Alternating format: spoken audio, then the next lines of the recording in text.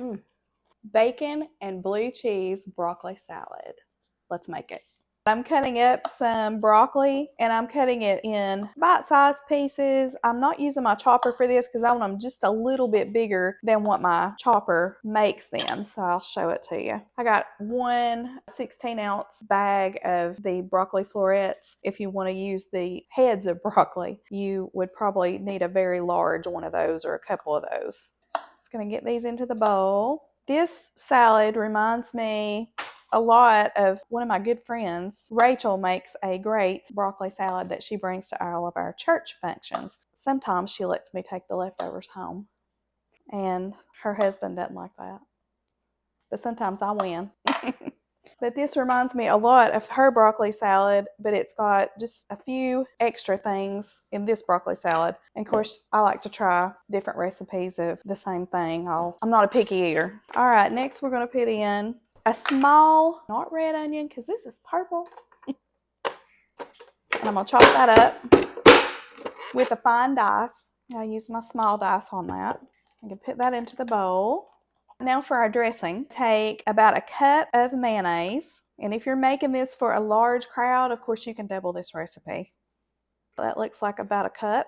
I'm going to pop that in there and switch over to my whisk. So then I'm going to use about 2 tablespoons of apple cider vinegar. And I'm not going to measure it. You can measure it if you want to. And then a tablespoon of white sugar. And I'm going to whisk that up.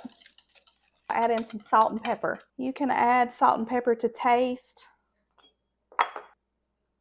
Stir that all together. I'm going to give it a taste. It's perfect. Just the right amount of sweet and sour. We're going to pour this over our broccoli and our onions, and we're going to give it a good toss. This would be a great salad to take to a church homecoming or to put as one of your sides for Thanksgiving dinner, or to just put in the fridge and have it to eat on for lunch all week. Now we're going to set this in the fridge for about 30 minutes to an hour, and then we're going to come back and add in some more toppings.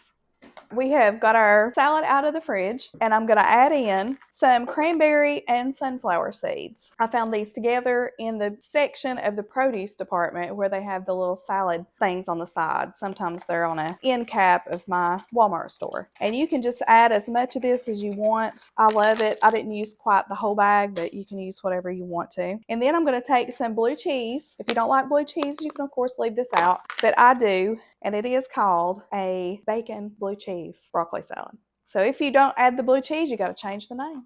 I'm going to save that much. I've got about 6 to 7 crumbled pieces of cooked bacon. Of course, you know that's going to be good. Give this a light toss. That is a quick and easy side dish or lunch. Look at it. It's so pretty. I know I say that about all my dishes. I love food and I think it's pretty. Get me out some.